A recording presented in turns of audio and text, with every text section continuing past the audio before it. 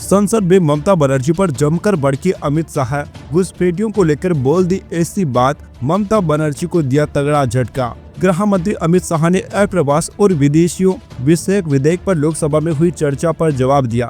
उन्होंने कहा कि जो भारत के भले के लिए आएगा हम उसका स्वागत करेंगे। रोहिंग्या हो या बांग्लादेशी, जिनके विचार ठीक नहीं होंगे उनसे हम कड़ाई से निपटेंगे। अमित शाह ने बांग्लादेशी घुसपैठ के मुद्दे पर उठे सवालों के जवाब देते हुए पश्चिम बंगाल की मुख्यमंत्री ममता बनर्जी और उनकी अगुवाई वाली टीएमसी पर भी हमला बोला। उन्होंने फेंसिंग के आंकड़े भी सदन में बताए। गृह मंत्री अमित शाह ने कहा कि बंगाल से लगती 112 किलोमीटर की सीमा पर नदी नाले हैं जिनकी वजह से फेंसिंग नहीं हो सकती। 450 किलोमीटर सीमा पर फेंसिंग नहीं हुई और ये फेंसिंग केवल पश्चिम बंगाल सरकार के कारण रुकी है। उन्होंने कहा कि मैंने खुद लेटर लिखे लेकिन पश्चिम बंगाल सरकार जमीन नहीं दे रही है।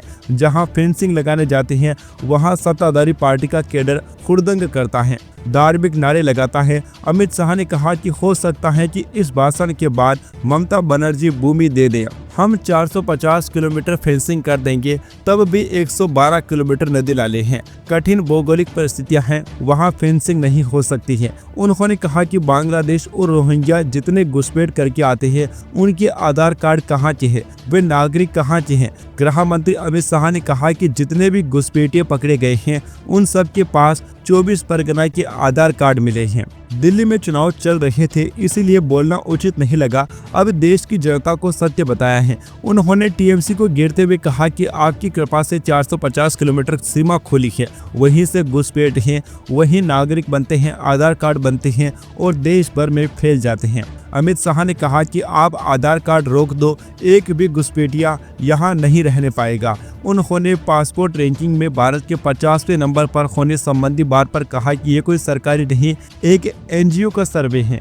राहुल गांधी जब से विपक्ष के नेता बने हैं एनजीओ का ही डाटा खंगालते हैं, कई बार तो संविधान भी लहरा देते हैं। अमित शाह ने तमिल शरणार्थियों को लेकर नीति के सवाल पर कहा कि 1986 से जो भारत सरकार की नीति है, 10 साल यूपीए सरकार में जब आप डीएमके थे तब भी जो नीति थे हमारी वही नीति है। तमिल शरणार्थियों की नीति में हमने कोई बदलाव नहीं किया है, जस का तस रखा है। कुछ बदलाव करना है तो हमें दे देना, हम सोचेंगे। Subscribe now and press the bell icon.